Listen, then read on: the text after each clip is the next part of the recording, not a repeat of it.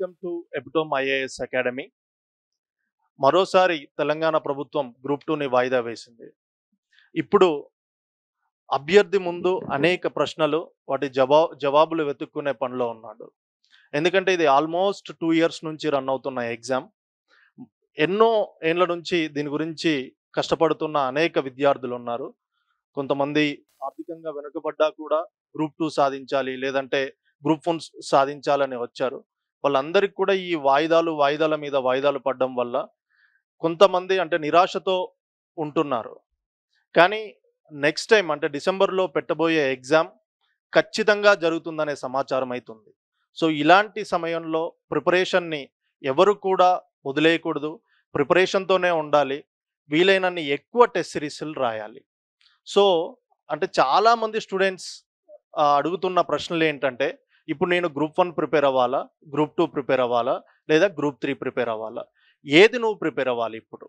అంటే ఇలాంటి డౌట్స్లో ఉన్నప్పుడు మనం ఏం చేస్తామంటే ఏ ప్రిపరేషన్ని ముందుకు తీసుకెళ్ళలేము. అందుకే ఫస్ట్ ఒక 3 డేస్ బ్రేక్ తీసుకోండి. ఎవరైతే ఇప్పటి వరకు గ్రూప్ 2 పైనే మొత్తం ఫోకస్ చేశారో 3 డేస్ చదవడం ఆపేయండి, టెస్ట్ సిరీస్లు చేయడం ఆపేయండి. Just focus on your self. అంటే నీ మైండ్ నీకేం చెప్తుంది, వేర్ యు ఆర్ స్ట్రాంగ్, నీ స్ట్రాంగ్ ఏరియాస్ ఏంటి, వీక్ ఏరియాస్ ఏంటి, ఒక వైట్ పేపర్ తీసుకొని దాంట్లో రాసుకోండి. దాన్ని బట్టి అర్థమవుతుంది. నీ ఆన్సర్ రైటింగ్ బాగుంటుంది, నువ్వు ఆన్సర్ రైటింగ్ బాగా చేయగలను అంటే గ్రూప్ 1 ప్రిపరేషన్ సైడ్ వెళ్ళు.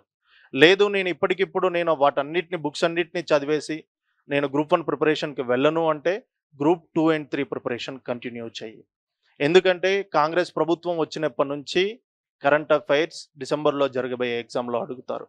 అంటే last 6 months, next 3 to 4 months current affairs నీకు ఇంపార్టెంట్. వాటి మీద ఫోకస్ చేయి. ఫర్ ఎగ్జాంపుల్ ఎకానమీ నీ వీక్ ఏరియా అయితే ఎకానమీ మీద ఫోకస్ చేయి. లేదు తెలంగాణ మూవ్మెంట్ ఇప్పటివరకు చదవలేదు నా వీక్ ఏరియా అంటే తెలంగాణ మూవ్మెంట్ పైన ఫోకస్ చేయి. But as early as possible మళ్ళీ నీ ప్రిపరేషన్ స్టార్ట్ చేయి. వీలైనన్ని ఎక్కువ టెస్ట్ సిరీస్లు రాయి. ప్రీవియస్లీ ఆల్రెడీ నువ్వు రాసుంటే వాటిని రివైజ్ చేయి. మళ్ళీ కరెంట్ అఫైర్స్ పైన కొత్త టెస్ట్ సిరీస్లు రాయి. ఇప్పుడు ఏ ఇన్స్టిట్యూట్లో అయితే మనం కొత్త టెస్ట్లు రాయబోతున్నామో ప్రాపర్గా ఆ టెస్ట్ సిరీస్ ఉందా లేదా చూసుకోండి. కరెంట్ ఓరియంటేషన్లో ఉందా లేదా చూసుకోండి. ఆ టెస్ట్ సిరీస్ని క్లియర్గా రాయండి. ఎప్టోమ్ మీ ముందుకు అనేక టెస్ట్ సిరీస్ని తీసుకురాబోతుంది. సో గ్రూప్ 2 ప్రిపరేషన్ కానీ, గ్రూప్ 3 ప్రిపరేషన్ కానీ, గ్రూప్ 1 ప్రిపరేషన్ కానీ మేము చాలా ఎఫెక్టివ్ టెస్ట్ సిరీస్ని మేము ముందుకు తీసుకురాబోతున్నాం. వాటిని ఫాలో అవ్వండి. ఈసారి ఎట్టి పరిస్థితుల్లో గ్రూప్ 2 మీరు సాధించాలని నేను కోరుకుంటున్నాను.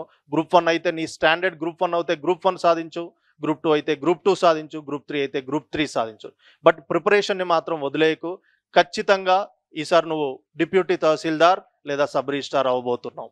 Best of luck.